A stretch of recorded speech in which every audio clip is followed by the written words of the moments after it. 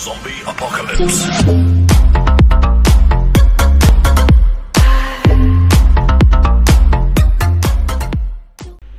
Assalamualaikum warahmatullahi wabarakatuh. Selamat datang di channel Edu dan Inov, tempatnya berbagi edukasi dan inovasi. Pada video sebelumnya saya sudah menjelaskan mengenai konsep dasar perhitungan PPh 21.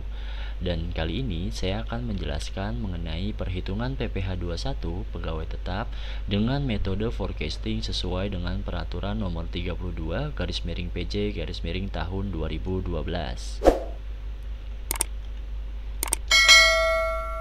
Sedikit review pada video sebelumnya, terdapat 5 poin penting yang perlu kita pahami sebelum melakukan proses perhitungan PPh 21. Yang pertama adalah objek pajak, yang mana di dalamnya terdapat pendapatan teratur, pendapatan tidak teratur, termasuk juga premi asuransi yang di dalamnya ada JKK, JKM, dan BPJS Kesehatan yang dibayarkan oleh pemberi kerja. Lalu yang kedua adalah biaya jabatan, jaminan hari tua, dan jaminan pensiun yang dibayarkan oleh karyawan yang termasuk ke dalam pengurang pajak. Yang ketiga adalah pendapatan tidak kena pajak atau PTKP. Yang keempat adalah pendapatan kena pajak atau PKP. Dan terakhir adalah tarif progresif pasal 17 Undang-Undang Perpajakan. Kelima poin ini perlu teman-teman pahami agar bisa dengan mudah melakukan proses perhitungan PPh 21.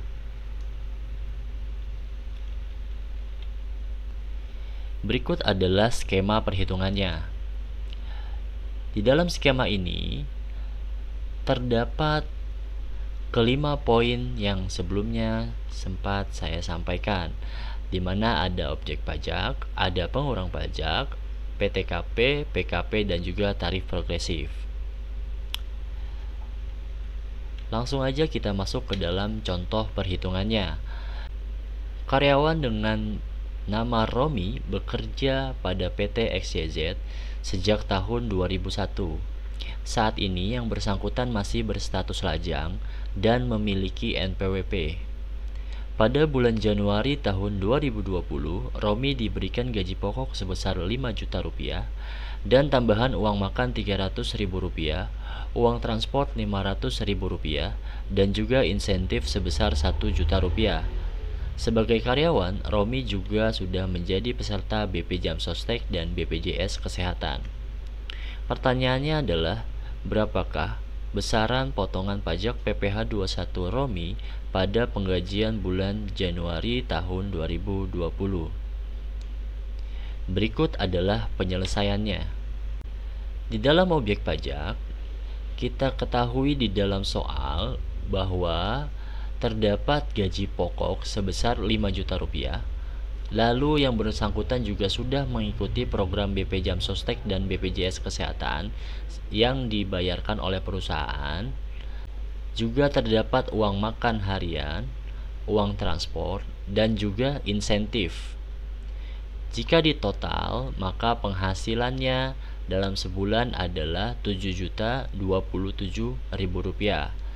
Jika total penghasilan brutonya disetahunkan, maka totalnya 84.324.000 rupiah. Poin kedua adalah pengurang pajak, di mana terdapat biaya jabatan sebesar 5% dari bruto, maksimal 6 juta per tahun atau 500.000 per bulan. Lalu yang kedua adalah jaminan hari tua yang dibayarkan oleh karyawan, jaminan pensiun yang dibayarkan oleh karyawan, sehingga didapat pengurang pajaknya adalah 501.350 rupiah. Jika disetahunkan untuk pengurang pajaknya adalah 6.016.200 rupiah.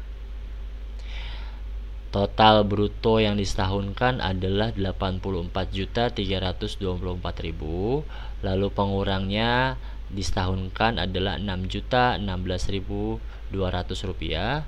Lalu untuk PTKP-nya, dikarenakan Romi masih berstatus sebagai lajang atau belum menikah, sehingga besaran PTKP-nya adalah 54 juta rupiah.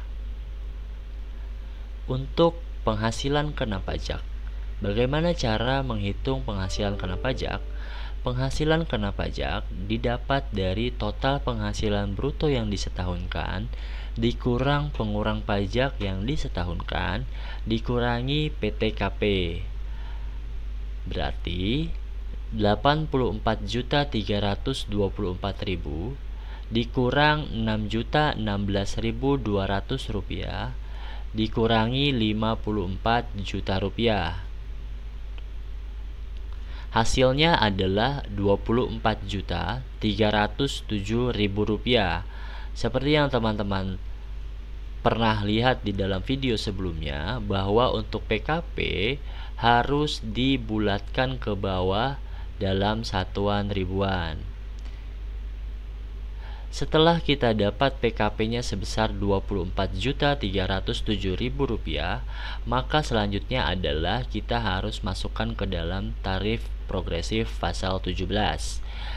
Di dalam tarif progresif pasal 17 terdapat 4 lapisan, di mana lapisan pertama adalah 0 sampai 50 juta, 50 sampai 250 juta, 250 sampai 500 juta, dan yang terakhir adalah 500 juta rupiah dan seterusnya. Dikarenakan untuk PKP Romi sebesar 24.307.000 rupiah, maka masih masuk ke dalam lapisan yang pertama, yaitu 0 sampai 50 juta rupiah. Sehingga tarif progresif Romi sebesar 5%.